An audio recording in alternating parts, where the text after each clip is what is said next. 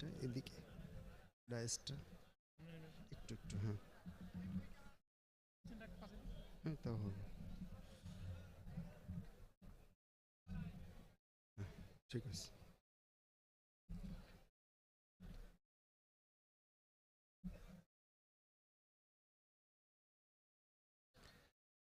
আসসালামু আলাইকুম ওয়া রাহমাতুল্লাহি ওয়া বারাকাতুহু ইন্নাল হামদালিল্লাহ নাহমাদুহু ওয়া নাস্তাঈনুহু ওয়া নাস্তাগফিরুহু ونعوذ بالله من شرور أنفسنا ومن سيئات أعمالنا من يهده الله فلا مضل له ومن يضلل فلا هادي له وأشهد أن لا إله إلا الله وحده لا شريك له وأشهد أن نبينا محمدا عبده ورسوله أما بعد فإن خير الحديث كتاب الله وخير الهدي هدي محمد صلى الله عليه وسلم وشر الأمور محدثاتها وكل محدثة بدعة وكل بدعة ضلالة وكل ضلالة في النار أعوذ بالله من الشيطان الرجيم يرفع الله الذين آمنوا منكم والذين أوتوا العلم درجات والله بما تعملون خبير দিনব্যাপী আল জামিয়া সালাফিয়া কর্তৃক আয়োজিত দিনাজপুর শাখা কর্তৃক আয়োজিত দিনব্যাপী সালাফি কনফারেন্সের আজকের এশার পরের অধিবেশনে আমার আলোচ্য বিষয় সালাফে সালেহিনের শিক্ষা দর্শন এবং বর্তমান শিক্ষা ব্যবস্থায় তার প্রয়োজনীয়তা। উক্ত বিষয়ে ইনশাআল্লাহ আমরা চেষ্টা করব সময়ের মধ্যে কোরআন হাদিস এবং সালাফে সালেহিনের জীবন আদর্শ সেখান থেকে আমরা কিছু জিনিস শিখে যাওয়ার চেষ্টা করব। আমাদের বিশেষ করে আমরা যারা শিক্ষা কেন্দ্রিক কাজ করি, শিক্ষার সাথে সম্পৃক্ত, স্কুল হোক, মাদ্রাসা হোক, কলেজ হোক, যেটাই হোক না কেন, তাদের জন্য বিশেষ করে আমরা যারা শিক্ষক আছি, ছাত্র আছি, অভিভাবক আছি, আমাদের সবার জন্য এই বিষয়টা অত্যন্ত গুরুত্বপূর্ণ বলে আমি মনে করি। সম্মানিত উপস্থিতি, আমরা সালাফি সালিহিনের শিক্ষা দর্শনের উপরে কথা বলবো এবং সেটা আমাদের বর্তমান শিক্ষা ব্যবস্থায়, শিক্ষানীতিতে এটা কতটুকু গুরুত্বপূর্ণ সেটাও আলোচনার ফাঁকে ফাঁকে তুলে ধরার চেষ্টা করব বিইজনিল্লাহি তাআলা। শিক্ষা সালাফি সালিহিন তো আমরা বুঝি, তাই না? সালাফি সালিহিন মানে যারা গত হয়ে গেছেন ভালো মানুষ। যে সমস্ত ভালো মানুষ গত হয়ে গেছেন তারা হচ্ছেন সালাফি সালিহিন। সাধারণত সালাফি সালিহিন বলতে সাহাবায়ে কেরামকে বোঝায় এবং সাহাবায়ে কেরামের পরে তাবিউন, তারপরে আতবাউত তাবিঈন এবং এইভাবে ধীরে ধীরে যত মানুষ চলে গিয়েছেন একই ধারায়, একই আকিদায়, একই মানহাজে, একই বিশ্বাসে, এই যে ধারাবাহিকতা, এই যে মানুষগুলো, তাদেরকে আমরা বলছি সালাফে সালেহিন। তবে তার আগের যুগের মানুষ যেমন নবী রসুল, তারাও আমাদের সালাফ। অনেক ক্ষেত্রে সালাফে সালেহিন বলতে তারাও উদ্দেশ্য হতে পারে। তো তাদের শিক্ষানীতি কেমন ছিল? সেই সময় তো আমাদের মতো এরকম তেঘরা বিরল দিনাজপুরের এই যে আল জামিয়া সালাফিয়া এরকম তো প্রতিষ্ঠান ছিল না, এরকম বিল্ডিং ছিল না, তো তখন কিভাবে, কোন পদ্ধতিতে, কি তারা শিখতেন, এটা আমাদের জন্য খুবই গুরুত্বপূর্ণ। সর্বপ্রথম আমাদের সালাফি সালিহিনের শিক্ষানীতিতে যে জিনিসটি ছিল সেটি হচ্ছে আন-নিয়া। নিয়াতটা ছিল সালাফি সালিহিনের শিক্ষানীতিতে সবচেয়ে গুরুত্বপূর্ণ বিষয়। এটাকে তারা লালন করতেন, এটাকে তারা ধারণ করতেন। কারণ মহান রব্বুল আলামিন বলেছেন, ওয়ামা উমিরু ইল্লা লিয়াবুদুল্লাহা মুখলিসিনা লাহুদ্দিন। কারণ মানুষকে শুধুমাত্র ইখলাসের জন্য, ইখলাসের সাথে তারা ইবাদত করবে, এই জন্য মহান রব্বুল আলামিন তাদেরকে আদেশ করেছেন। এই আদেশটাই তারা কেবলমাত্র হয়েছে। সেজন্য সালাফি সালেহিন তারা ইলমের ক্ষেত্রে সর্বপ্রথম নিয়াতটাকে গুরুত্ব দিতেন। আমরা দেখেছি নবী সাল্লাল্লাহু আলাইহি সাল্লাম, আপনারা সবাই জানেন, ইন্নামাল আমালু বিন্নিয়াত, সবাই জানেন এই হাদিসটা। সালাফি সালেহিন ইলমের ক্ষেত্রে নিয়াতটাকে আগে পরিশুদ্ধ করতেন, এটাকে খালেস করার চেষ্টা করতেন। ইলমকে কেবলমাত্র পরকালের পাথেয় হিসাবে তারা ইলমের সাথে থাকতেন, শিক্ষা দিতেন, শিক্ষা নিতেন। নবী মুহাম্মদ সাল্লাল্লাহু আলাইহি সাল্লাম থেকে যে হাদিসটি বর্ণিত হয়েছে আপনারা সবাই জানেন, সহিহ মুসলিমের হাদিস। কিয়ামতের দিন এক শ্রেণীর মানুষ যাদেরকে মহান রব্বুল আলামিন জিজ্ঞেস করবেন যে তুমি কেন কোরআন পড়েছিলে, তখন সে তার মতো জবাব দিবে। তুমি কেন আলেম হয়েছিলে, তার মতো জবাব দিবে যে আমি তোমার জন্যই কোরআন শিখেছি, তোমার জন্যই দিন শিখেছি, তোমার জন্যই আলেম হওয়ার চেষ্টা করেছি। তখন আল্লাহ বলবেন কাযাবত, তুমি মিথ্যা বলেছ, বরং তোমাকে আলেম বলা হবে, তোমাকে ভালো কারি বলা হবে, আলেম হিসাবে তোমার প্রসিদ্ধি পাবে, দেশ জুড়ে তোমার খ্যাতি ছড়াবে, এটাই তোমার উদ্দেশ্য ছিল এবং সেটা অলরেডি তুমি পেয়ে গেছো দুনিয়াতে। এখন তোমার জন্য আর কিছু বাকি নেই।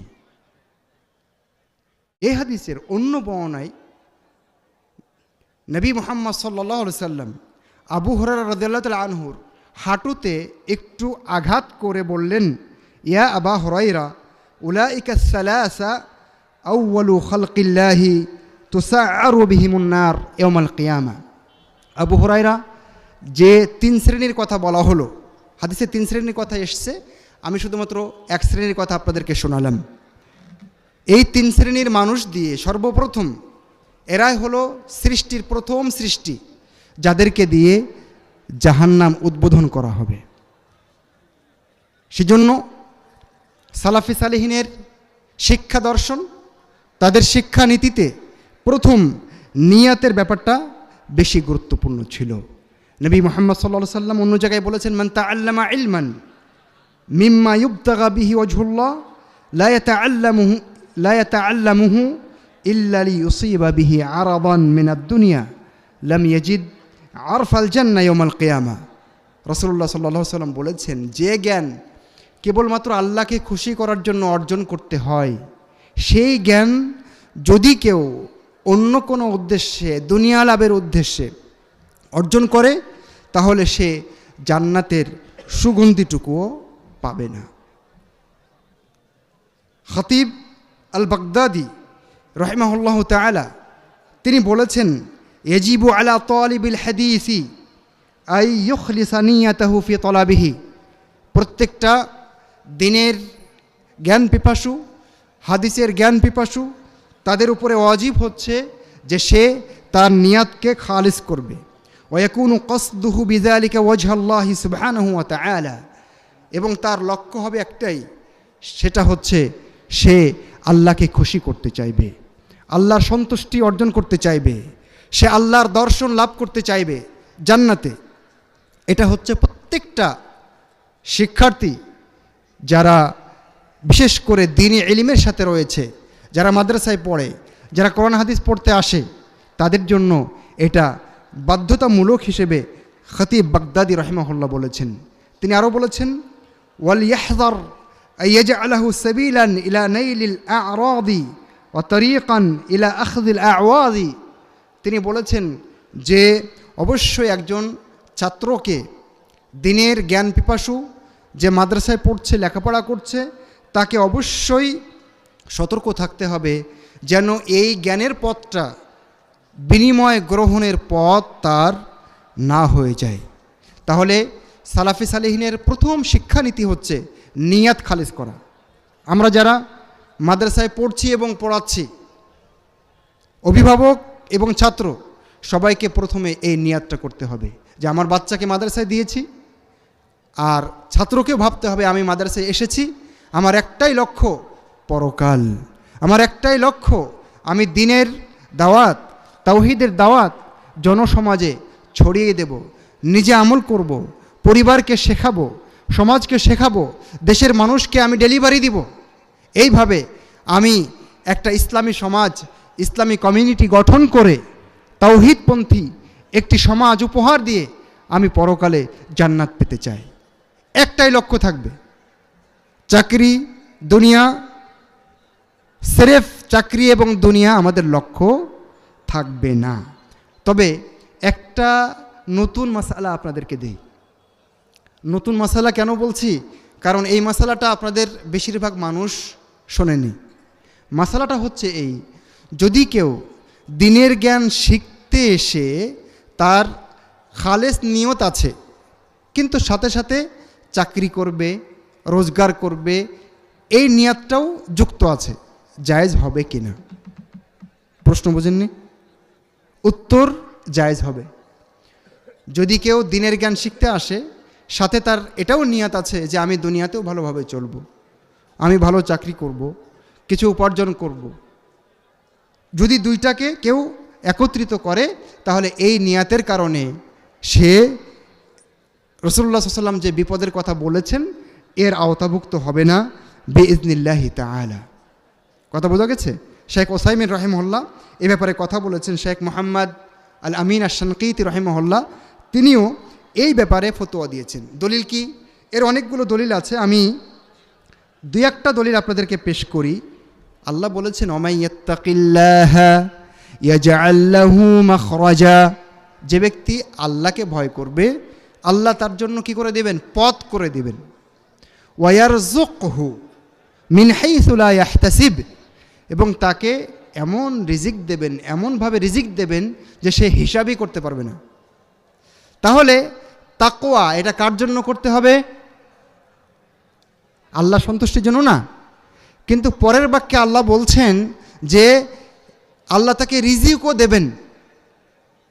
বোঝা গেছে না? তার মানে যদি কেউ আল্লাহ সন্তুষ্টির পাশাপাশি রিজিকও উদ্দেশ্য নেয় তাহলে ইনশাআল্লাহ কোনো সমস্যা নেই। কোরআন মাজিদ বলছে, আল্লাহ রাসূল সাল্লাল্লাহু আলাইহি ওয়াসাল্লাম বলেছেন মান কাতালা কাতিলান ফালাহু সালাবুহু, যে ব্যক্তি যুদ্ধের ময়দানে কাউকে মেরে ফেলে, মুসলিম কোনো কাফেরকে মেরে ফেলেছে, আল্লাহ রাসূল বলেছেন যে যাকে মেরে ফেলা হয়েছে তার সাথে থাকা অস্ত্র সরঞ্জাম আরও টাকা পয়সা যা কিছু আছে এই জিনিসগুলো ওই ব্যক্তি পাবে যে তাকে মেরে ফেলেছে, হত্যা করেছে। তো আল্লাহ রাসূল সাল্লাল্লাহু আলাইহি সাল্লাম বলেন তো জিহাদ করতে হবে কেন? আল্লাহর দ্বীনকে বুলন্দ করার জন্য, উঁচু করার জন্য, আল্লাহর তাওহীদের কালিমাকে দুনিয়াতে উড্ডীন করার জন্য, তাই নয় কি? কিন্তু আল্লাহ রাসূল বললেন যে ওই ব্যক্তির মালও সে পেয়ে যাবে যাকে সে হত্যা করেছে। তাহলে দেখেন সমন্বয় আছে না? রব্বানা আতিনা ফিদ দুনিয়া হাসানা ওয়া ফিল আখিরাতি হাসানা ওয়া কিনা আযাবান নার। এখানে দিন এবং দুনিয়া উভয়ই চাওয়ার কথা বলা হয়েছে। আর একটা হাদিস আপনাদেরকে শোনাই।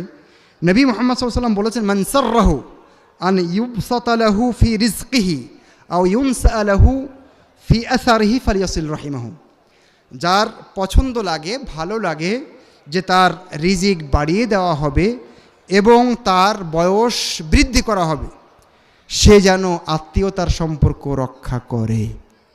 তাহলে আত্মীয়তার সম্পর্ক রক্ষা করা একটা ইবাদত, এটা আল্লাহকে খুশি করার জন্য করতে হয়। কিন্তু দেখেন এর সাথে সাথে কি হয়ে যাচ্ছে, রিজিকও হয়ে যাচ্ছে, এর সাথে সাথে বয়সের যে বরকত সেটাও কিন্তু হয়ে যাচ্ছে। এইভাবে আমরা অবশ্যই আমাদের নিয়াত থাকতে হবে পরকাল, কিন্তু সাথে দুনিয়া, চাকরি বাকরি, টাকা পয়সা যদি যুক্ত হয় তাহলে কোনো দোষ নাই। কিন্তু যদি কারো উদ্দেশ্য হয় স্রেফ টাকা আর টাকা, চাকরি আর চাকরি, তাহলে এইটা নিষিদ্ধ ঘোষিত যে রাসূলুল্লাহ সাল্লাল্লাহু আলাইহি ওয়াসাল্লাম যে শাস্তির কথা বলেছেন, তখন সে শাস্তি তার জন্য প্রযোজ্য হবে।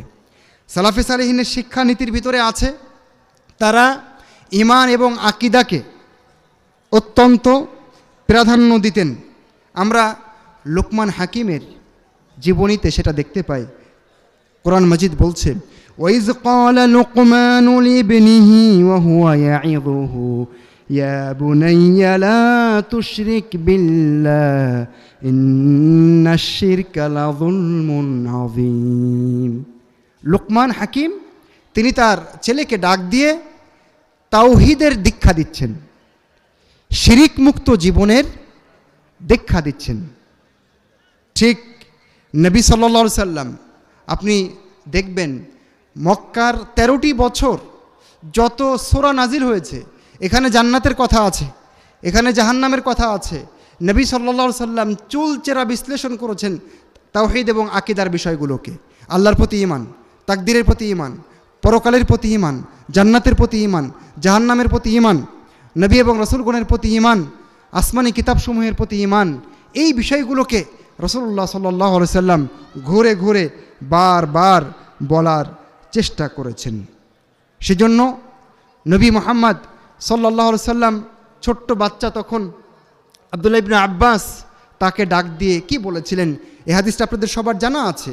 তিনি বলেছিলেন, ইন্নী ওয়াল্লিমুকা কালিমাত, আজকে তোমাকে আমি কিছু কথা শেখাতে চাই, কিছু বাক্য তোমাকে শেখাতে চাই। ইহফাজিল্লাহ ইহফাজকা, তুমি আল্লাহর হেফাজত করো, তার মানে আল্লাহর আদেশ নিষেধের হেফাজত করো। ইহফাজকা, তাহলে আল্লাহ তোমাকে হেফাজত করবেন। বলতে বলতে এই হাদিসে কতগুলো সুন্দর সুন্দর আকীদা এবং তাওয়াক্কুলের কথা আছে, সেটা আপনারা সবাই ভালো করে জানেন। সময় সংক্ষেপ, আমি শুধুমাত্র ইঙ্গিত দিয়ে যাচ্ছি। ইবনুল কাইয়িম রাহিমাহুল্লাহ তিনি বলেছেন, ফাইদা কানা ওয়াক্তু নুতকিহিম ফালিউলাক্কানু লা ইলাহা ইল্লাল্লাহ মুহাম্মাদুর রাসূলুল্লাহ, যখন বাচ্চার বয়স হবে, এমন বয়স যে বয়সে ওর মুখ দিয়ে একটু একটু একটু করে কথা বের হয়, বুলি ফুটছে, একটু একটু করে কথা বলা শিখছে, তখন সর্বপ্রথম তাদেরকে লা ইলাহা ইল্লাল্লাহ মুহাম্মাদুর রাসূলুল্লাহ এগুলো শেখাতে হবে। তিনি বলছেন, ওয়ালিয়াকুন আউয়াল মা ইয়াকরাউ মাসামিআহুম মা'রিফাতাল্লাহ ওয়া তাওহীদাহু, সর্বপ্রথম তাদের কানে যে জিনিসটা আঘাত হানবে সেটা হবে আল্লাহ তাওহীদ, আল্লাহর পরিচয়, আল্লাহ কেমন, তাওহীদ রুবুবিয়্যাহ, তাওহীদ উলুহিয়্যাহ, তাওহীদ আল আসমা ও সিফাত, এইগুলো সর্বপ্রথম তাদের কানে দিতে হবে। আল্লাহ কোথায় আছেন? আল্লাহ আরশের উপরে আছেন, তিনি সব কিছু দেখছেন, সব কিছু নিয়ন্ত্রণ করছেন। এই যে আকীদা এবং তাওহীদের বিষয়টা, এটা হলো সালাফি সালেহিনের শিক্ষানীতিতে ছিল, এটা তাদের শিক্ষা দর্শনে ছিল। সেজন্য আমাদের মাদ্রাসায়, এমনকি স্কুলে যারা পড়ে, এদের সংখ্যা বেশি না কম? মানে এরা কি মুসলিম না অমুসলিম বলেন? যারা স্কুলে পড়ছে এরা কি মুসলিম না?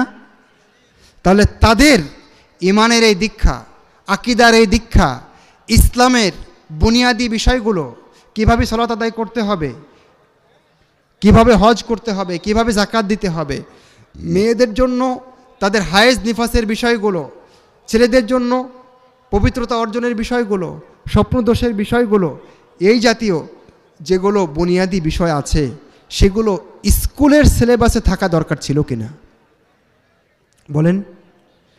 তাওহীদ এবং আকীদার বিষয়গুলো, যার মধ্য দিয়ে একজন মানুষ প্রকৃত মুসলিম হতে পারবে, সেই বিষয়গুলো স্কুলেও থাকা দরকার ছিল না? খুব ছিল, অনেক বেশি ছিল, কিন্তু আমাদের সিলেবাসে রাখা হয়নি। এমনকি কোরআন মাজিদকেও ওখানে পড়তে শিখবে, এই সিলেবাসটাও স্কুলে নাই, কারণ ওদের প্ল্যানই আছে যে ঘুরবে আব্দুল্লাহ, কিন্তু ও একজন সেকুলার পাক্কা। ঘুরবে, ওর নাম আব্দুর রহমান, জমিনের উপরে ঘুরবে, কিন্তু ও পাক্কা নাস্তিক। ও পরিচয় দেবে যে আমি মুসলিমও না, আমি হিন্দুও না, আমি অন্য কিছু, খচ্চর খচ্চর। ঠিক এই সিলেবাসটা আমাদের বাংলাদেশে এখন চলছে, অথচ প্রত্যেকটা মুসলিম নর এবং নারী, ছেলে এবং মেয়ে, তাদের বুনিয়াদি এই বিষয়গুলো দেওয়া দরকার ছিল। ঠিক সালাফি সালেহিনের আকিদাতে, তাদের শিক্ষানীতিতে, তাদের শিক্ষা দর্শনে যেমনটা ছিল।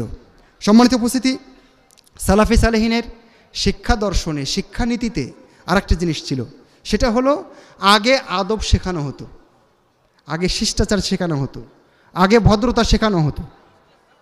কথা বুঝতে পেরেছেন?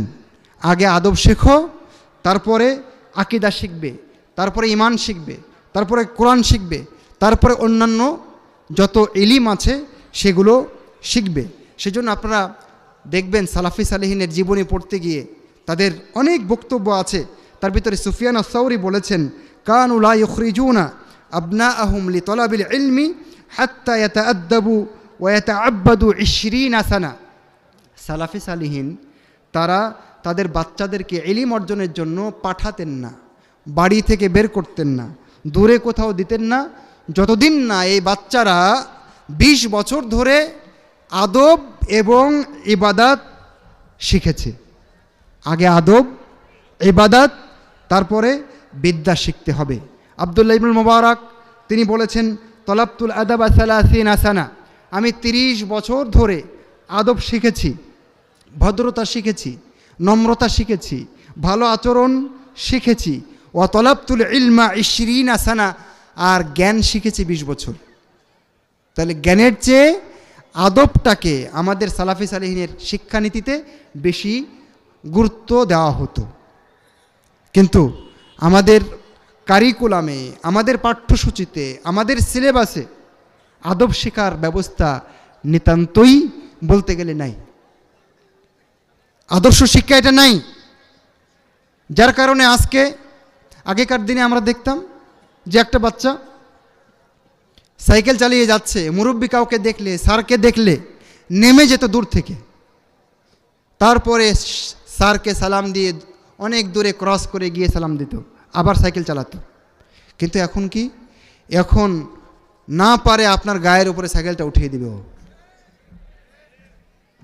এখন ও সিগারেট খাওয়া এমন অভ্যস্ত হয়েছে, ধোঁয়াটা পারলে আপনার মুখে করে ছাড়বে। বুঝতে পেরেছেন?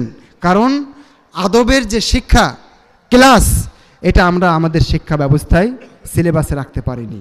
সম্মানিত উপস্থিতি, এরপরে আমাদের সালাফি সালেহিনের শিক্ষানীতিতে যে জিনিসটা ছিল সেটা হলো কোরআন শিখতে হবে, কোরআন মুখস্থ করতে হবে। এবং আপনি দেখবেন আগেকার যুগের যত আলেম, আমার জানা মতে জগৎ বিখ্যাত যত আলেম, তারা সবাই হাফেজে কোরআন ছিলেন, কোরআনের হাফেজ ছিলেন। এবং এমনকি বর্তমান যুগে শেখ আব্দুল আজিজ ইবনে বাজের কথা বলেন, মোহাম্মদ ইবনে সালেহ আল ওসাইমিনের কথা বলেন, সালেহ আল ফৌজানের কথা বলেন, এরকম যত বড় বড় আলেম তারা সবাই কোরআনের হাফেজ। এই জন্য আগে কোরআন হেফজ করেছে কিনা এইটা দেখা হতো। আমি একটা ঘটনা শোনাই। ওয়ালিদ ইবনু মুসলিম তিনি বলছেন, আমরা আউজাঈর দার্সে বসেছিলাম এবং বসতাম। তো আউজাঈ একজন বড় মানুষ, তার দার্সে আমরা যখন থাকতাম, নতুন কাউকে দেখলে উনি বলতেন, ইয়া গোলাম কারাত আল কোরআন। তখন তিনি নতুন কাউকে দেখলে বলতেন, এই বাচ্চা কোরআন পড়েছ, এখানে যে আসছো? যদি কোরআন বাচ্চা বলতো হ্যাঁ কোরআন পড়েছি, তখন তাকে তিনি অ্যালাউ করতেন, ঠিক আছে বসো। আর যদি বলতো না, তখন বলতেন ইজহাব তাআল্লামিল কোরআন ক্বাবলা আন তাতলুবাল ইলম। আগে জ্ঞান নেওয়ার আগে, নাহু শেখার আগে, সওয়াব শেখার আগে, আরবি সাহিত্য শেখার আগে, বুলুগুল মারাম পড়ার আগে, মিশকাত পড়ার আগে, কুতুবে সিত্তা পড়ার আগে তুমি কোরআন শেখো, তারপর এখানে আসবে। খতিব বাগদাদি রাহিমাহুল্লাহু তাআলা তিনি বলছেন, এমবাগি লিত্তালিব আই ইয়াবদা বিহিফজি কিতাবিল্লাহ, একজন ছাত্রের উচিত সে কিতাবুল্লাহ কোরআনে কারিম হিফজ দিয়ে তার ইলম শুরু করবে, জ্ঞান শুরু করবে। আগে কোরআন মুখস্থ করবে, তারপরে জ্ঞানের অন্যান্য শাখায় প্রবেশ করবে। কেন? ইযকানা আজাল্লাল উলুম ওয়া আউলাহা বিসসাবকি ওয়াত তাকদিম, কারণ এইটা অত্যন্ত দামি জ্ঞান এবং বিদ্যা। সম্মানিত উপস্থিতি, তাহলে আমরা কি করতে পারি? আমরাও আমাদের বাচ্চাদেরকে আগে কোরআন হিফজ করাতে পারি, আগে কোরআনে ভালো করে দক্ষ করতে পারি। আমরা দেখেছি যে বিভিন্ন মঞ্চে অনেক বক্তাকে আমরা বক্তব্য দিতে শুনি, কিন্তু কোরআন তেলাওয়াত একেবারে কি শূন্যের কোঠায়।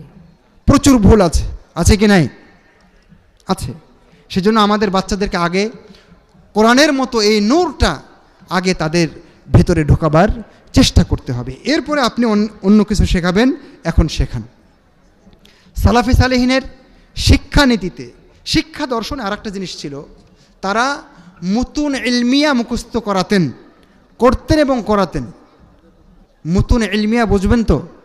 মুতুন ইলমিয়া হচ্ছে প্রত্যেকটা ফান, প্রত্যেকটা শাস্ত্রের, সেটা ফিকহ হোক, উসুলে ফিকহ হোক, উসুলে হাদিস হোক, উসুলে তাফসির হোক, নাহু হোক, সরফ হোক, এরকম ইসলামী শরিয়াতের মূল বিষয়ে একটা করে একেবারে মানে সার বক্তব্য, কবিতা আকারে হোক বা গদ্য আকারে হোক, এইটা তারা মুখস্থ করতেন। কথা বোঝা গেছে? আমাদের এই মুখস্থর বাইরে গিয়ে আসলে ইলম হবে না। এর জন্য যার যত বেশি মুখস্থ আছে সে তত বড় আলেম। আব্দুর রাজ্জাক আস-সানআনী রাহিমাহুল্লাহ তাআলা তিনি বলেছেন, কুল্লু ইলমিন লা ইয়াদখুলু মা'a সাহিবিহি আল হাম্মাম ফালা তাউদ্দাহু ইলমান, প্রত্যেকটা জ্ঞান যা ওই ব্যক্তির সাথে বাথরুমে ঢোকে না তাকে তুমি জ্ঞান হিসাবে গণ্য করো না। বুঝেননি? প্রত্যেকটা জ্ঞান যা আমার সাথে বাথরুমে ঢোকে না ওটা জ্ঞান নয়। তার মানে কি? তার মানে আমাদেরকে মুখস্থ করতে হবে, বাচ্চাদেরকে মুতুন ইলমিয়া মুখস্থ করাতে হবে। আপনারা শুনে খুশি হবেন যে মসজিদে নববীতে এখন ইসলামী শরীয়তের সব শাস্ত্রে, সব দিক এবং বিভাগে এরকম মুতুন রয়েছে, যেগুলো আপনার বাচ্চা আপনি চাইলে বাসায় বসে মুখস্থ করাতে পারেন এবং সার্টিফিকেট তারা দেয়। তাহলে এই মুতুন ইলমিয়ার সাথে যদি আমাদের বাচ্চাদেরকে কানেক্ট করতে পারি, ইনশাআল্লাহ তাদের ভিত্তি অনেক শক্তিশালী হবে। শেখ ওসাইমিন রাহিমাহুল্লাহকে জিজ্ঞেস করা হয়েছিল, শায়েখ, অনেকে বলে আরে বুঝলে হয়, গবেষণা করতে পারলে হয়, কিসের অত মুখস্থ বিদ্যা, এটা আবার কি দরকার নাই?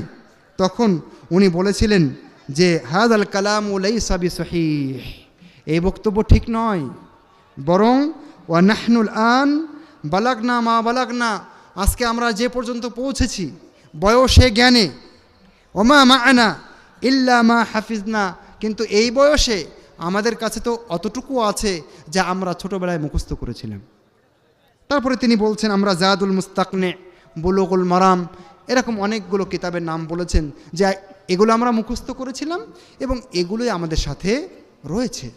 সেজন্য আমাদের বাচ্চাদেরকে প্রত্যেকটা মাদ্রাসায়, বিশেষ করে আমি বলবো, বিশেষ করে জামিয়া সালাফিয়া সহ এই ধরনের যত প্রতিষ্ঠান আছে, আমাদের প্রতিষ্ঠানগুলোতে অবশ্যই মুতুন ইলমিয়া মুখস্থ করানোর কর্মসূচি হাতে নিতে হবে। এটা অত্যন্ত জরুরি, না হলে সে বড় হয়েও জ্ঞানের মূল বিষয়গুলো ধারণ করতে পারবে না। সম্মানিত উপস্থিতি, আমার কথা একেবারে আমি গুটিয়ে নিয়ে আসার দিকে চলে আসছি। সালাফে সালেহিনের শিক্ষা দর্শনে ইলিমের সাথে আমলটা খুবই ওতপ্রোতভাবে যুক্ত ছিল। তারা ইলিম অর্জন করতেন আমলের জন্য। সেজন্য শারাহিল অর্থাৎ শাআবী রাহিমাহুল্লাহ তিনি বলতেন, কুন্না নাস্তাঈনু আলা হিফযিল হাদিস বিল আমালি বিহি, আমরা হাদিস মুখস্থর ব্যাপারটাকে শক্তিশালী করতাম আমলের মধ্য দিয়ে। ইমাম আহমদ বলছে, যে কয়টা হাদিস মুখস্থ করেছি সেই কয়টা হাদিসে আমি আমল করেছি।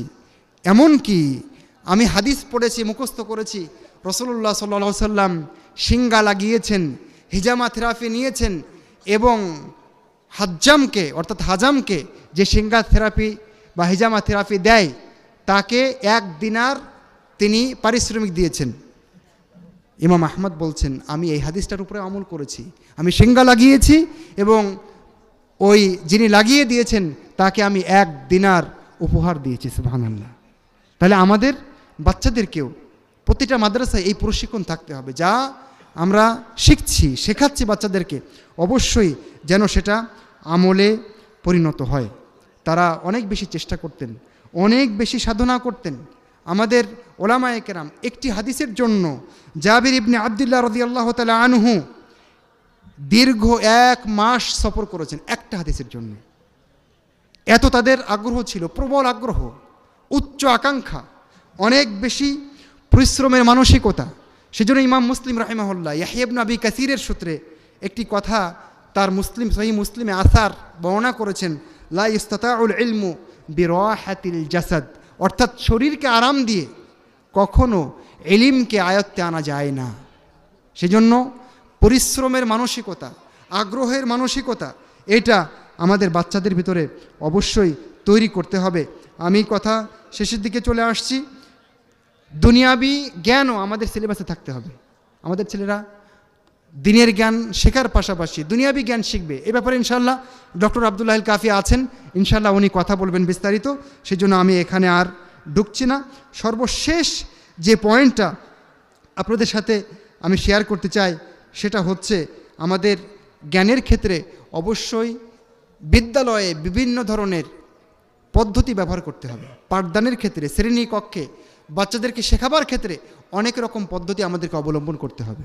শিক্ষক শুধু গদবাদা একটা নিয়ম শিখে রেখেছেন, ওই নিয়মই ফলো করবেন, বাচ্চারা ভালো শিখবে না। রাসূলুল্লাহ সাল্লাল্লাহু আলাইহি ওয়াসাল্লাম প্রায় 40টা পদ্ধতি সাহাবায়ে কেরামকে শেখাতে গিয়ে ব্যবহার করেছেন। কখনো জিজ্ঞাসা করেছেন, তোমরা জানো কি এটা কি? কখনো তিনি নিজে থেকে বলেছেন। এইভাবে রাসূলুল্লাহ সাল্লাল্লাহু আলাইহি ওয়াসাল্লাম কখনো ভয় দেখিয়েছেন, কখনো ধমক দিয়েছেন, কখনো নরম সুরে কথা বলেছেন। বিভিন্নভাবে রাসূলুল্লাহ সাল্লাল্লাহু আলাইহি ওয়াসাল্লাম সাহাবায়ে কেরামকে শিখিয়েছেন এবং সেই শিক্ষানীতি আমাদের সাহাবায়ে কেরাম তারাও ব্যবহার করেছেন। সুতরাং আমরা প্রত্যেকটা বিদ্যালয়ে বিভিন্ন ধরনের শিক্ষকদের প্রশিক্ষণ দিয়ে যেন একজন শিক্ষক ক্লাসে একই সময়ে একই ঘন্টায় বিভিন্ন রকম পদ্ধতি অবলম্বন করতে পারেন, তাহলে আমাদের শিক্ষা ব্যবস্থা আরও অনেক দূর এগিয়ে যাবে, বাচ্চারা অনেক কিছু শিখবে বিইজনিল্লাহি তাআলা। সম্মানিত উপস্থিতি, আমার সংক্ষিপ্ত আলোচনায় সালাফে সালেহিনের শিক্ষা দর্শনের উপরে খুবই সংক্ষিপ্ত করে কিছু কথা বলার চেষ্টা করেছি। মহান রব্বুল আলামিন যেন আমাদের প্রতিটা বিদ্যালয়ে, প্রতিটা মাদ্রাসায়, প্রতিটা শিক্ষা প্রতিষ্ঠানে, প্রতিটা শিক্ষকের জন্য এই নীতিগুলো, দর্শনগুলো যেন মহান রব্বুল আলামিন বাস্তবায়নের তৌফিক দান করেন। আমিন সুম্মা আমিন। আকুলু কওলি হাযা ওয়া আস্তাগফিরুল্লাহ লি ওয়া লাকুম ওয়া লিসাইরিল মুসলিমিন। ওয়াসসালামু আলাইকুম ওয়া রাহমাতুল্লাহি ওয়া বারাকাতুহু।